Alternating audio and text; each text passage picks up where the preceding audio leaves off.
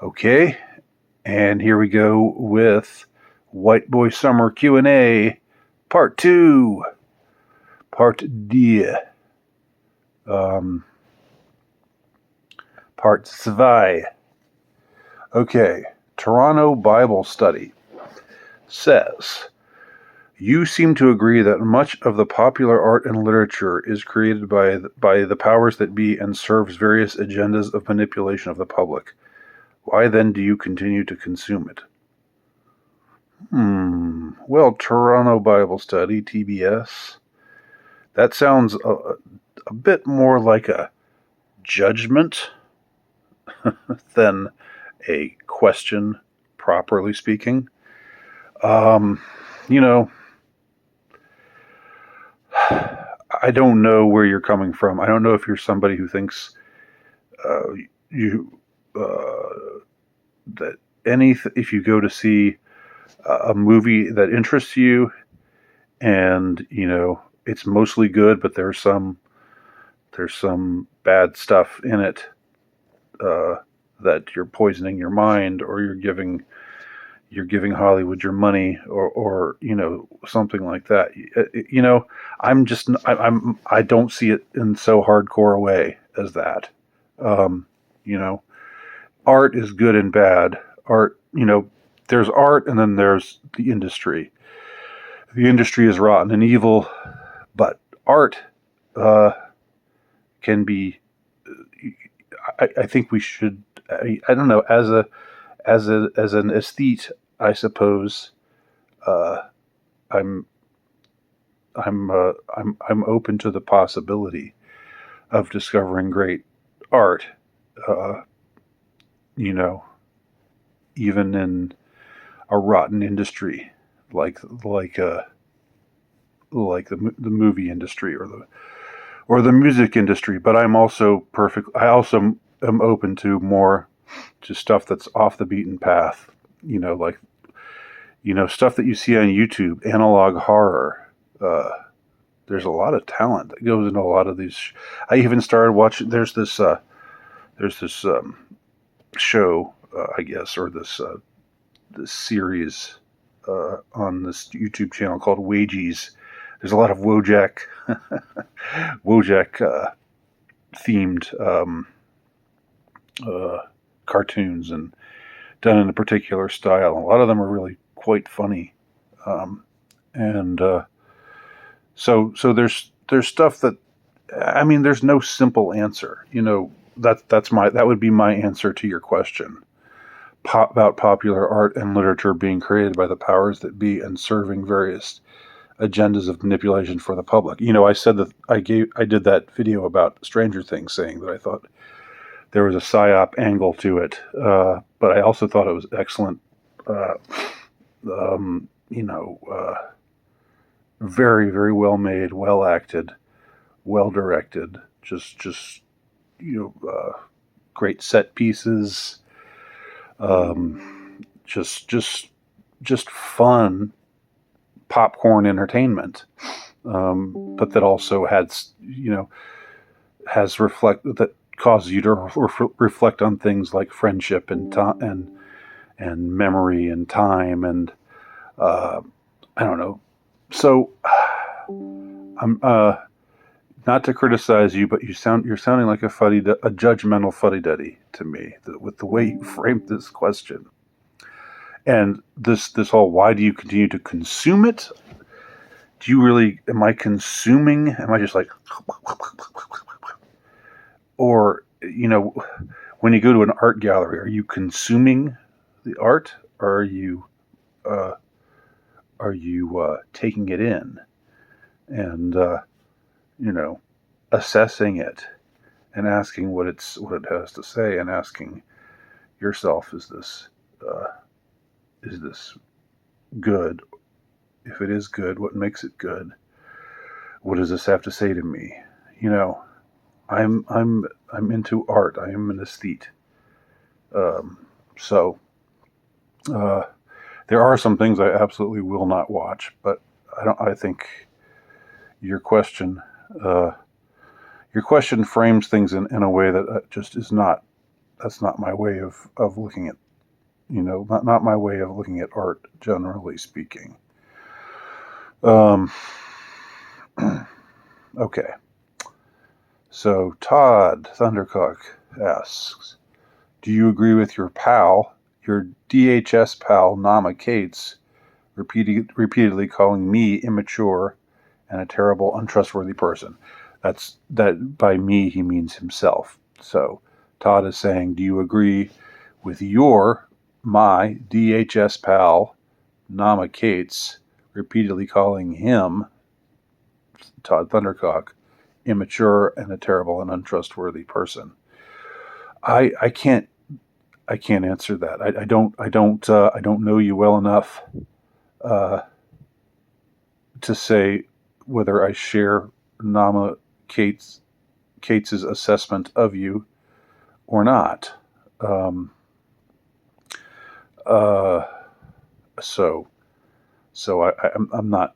This almost seems like a triangulation effort on your part, but I'm not going to be triangulated here. I'm not going to say, yes, I'm with Naama, you're an immature and terrible, untrustworthy person. I'm also not going to say, you know what, fuck Naama, you're a great person, Todd, because I don't know you well enough to be able to answer that. As far as the DHS stuff, my DHS pal, Naama Kates, are you saying that Naama Kates and I are both in the DHS? Are you back to thinking that I'm a glowy? Because you thought that I was a glowy at one point, and then you took that back and said, no, I don't really think you're a glowy. But the way you phrased it here, it sounds like you think that Naama Kates and I are hanging out in the Department of Homeland Services together.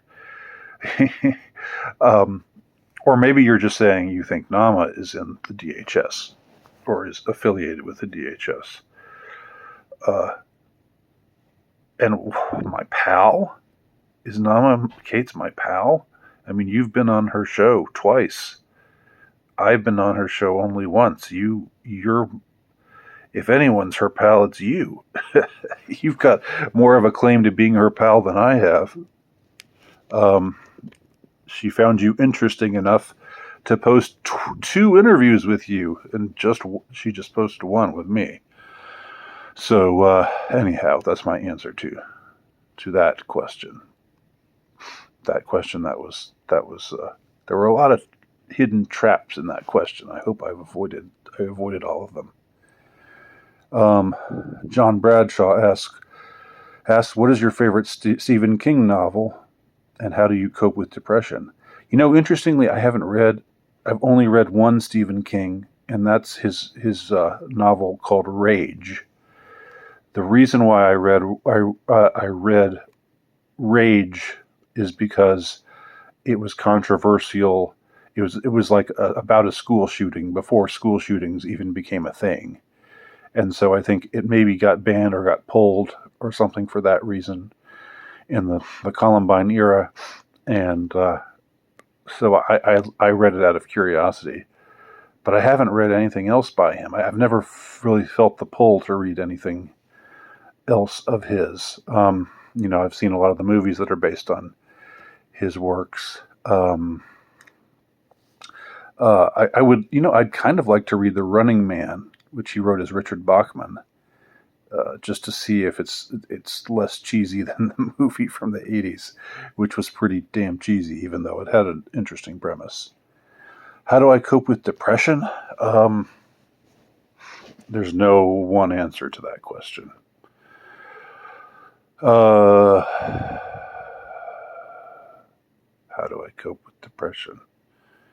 I've always been a functioning depressive. So I don't have an easy time understanding those who get to this point with depression where they just can't get out of bed, where they just don't feel like doing anything because what's the point? Even on my lower days, I'm always getting out of bed. I'm always going, unless I'm sick. That's the one time I'm homebound is if I'm just not feeling well. But other than that, I'm always up and at 'em.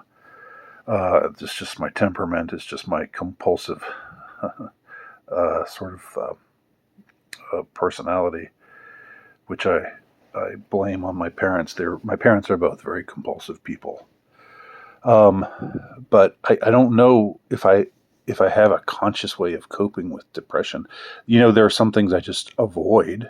If I see something on YouTube and I know watching it is just going to make me feel angry or hopeless, I don't watch it. And I'm very careful to avoid black pilling kind of things because I hate the black pill. I'm not saying I hate black pill people, but I hate the black pill uh, philosophy or notion. Just the whole it's hopeless. There's nothing we can do. It's all over already. You know, that's you're doing the enemy's job for him when you do that. I've said this many times before. The enemy wants to demoralize us, and when you embrace the black pill, you're embracing demoralization, and worse than that, you're trying to, in effect, demoralize others. So I think you should check yourself.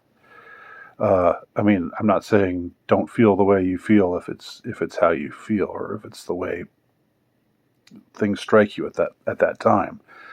But just know that you're not helping anybody by demoralizing them. You are making it worse for them. All right. What do you think, Vladimir Vendies? What do you think about the Kurt Cobain petition that wants to change the cause of death from suicide to undetermined?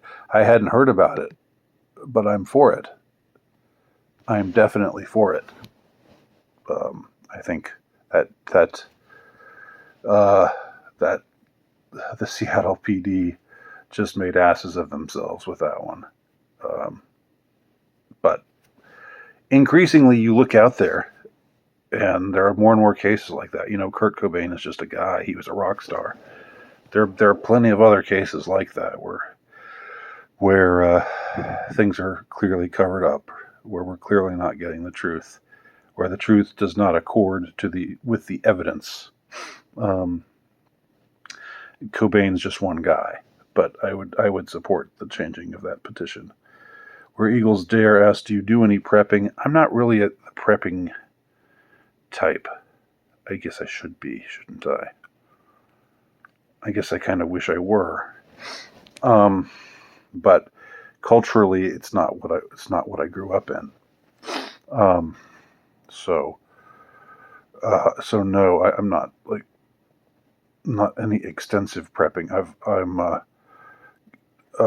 going to start growing. I'm going to start a garden one of these days. I'm going to start growing some things, some food in the backyard. Just because it certainly couldn't hurt. Finally, in these goings down, this is going to be an anticlimax to end with. I'm sorry, but it will be. Who did you like better growing up, Godzilla or Gamera? I don't have an answer to that. I did grow up watching this Japanese show called Space Giants, and it was on TBS. I would come home every day, watch it avidly. I was a big fan, and it was just like maybe 25 to 30 episodes total, but they would just keep running them over and over again in syndication, and I'd keep watching them. And it was not very good, but I got really, really into it. And there were monsters, like there was an evil mastermind from space called Rodak, and he had the Lugo men who helped him out. And if you killed the Lugo men, they would go, they would die, and like blue applesauce would scat like their insides would all just get punched out, and blue applesauce would coat the floor where they had been before. Lugo men were kind of like the stormtroopers, except they died more grossly. So Rodak would send these monsters to, I guess, destroy the Earth or do whatever. And the Earth was being protected by this group of super beings called this family of super beings, and their names were Goldar, Silvar, and Gam. Goldar was the man, like the strong. He had like golden antennas. He was all golden sheen. So we would see Goldar fighting the monster. Silvar was his wife. She was just a normal lady, except she also had antennas. And Gam was their son, and he was just a normal boy, except he had antennas. And Mika was the boy who was the main character, and he had a whistle he would blow. He would blow it once if he wanted Gam to come. Oh, they were like Transformers. This was before Transformers, but they were Transformers. They would switch into rockets and fly to where they were needed. So Gam would turn into a rocket, and Gam had his own theme song. And Mika and Gam were good friends. Mika was just a regular boy. But let's see. But he would call Goldar. There was one whistle for Gam, two whistles for Silvar. Silvar was never really summoned. She was just, sort of tending the... They lived in a volcano. I don't know why. So she was just doing her housewifely duties in the volcano. But Goldar, he was the badass, and you'd call on him and he would fly to someplace and then, retransform into his, and, he's giant because the name of the show is Space Giants. And he would fight the monster, and I'm sure there was no real rhyme or reason to a lot of it, but as a kid, I loved it. I loved that show. So that's my way of answering your question about who I liked better, Godzilla or Gamera. I was much more acquainted with the Space Giants, with Goldar and Rodak, and Gam and Mika, and the rest of the crew whose names I don't remember. So anyway, thank you all for your questions. Have a good white boy summer. Talk to y'all soon.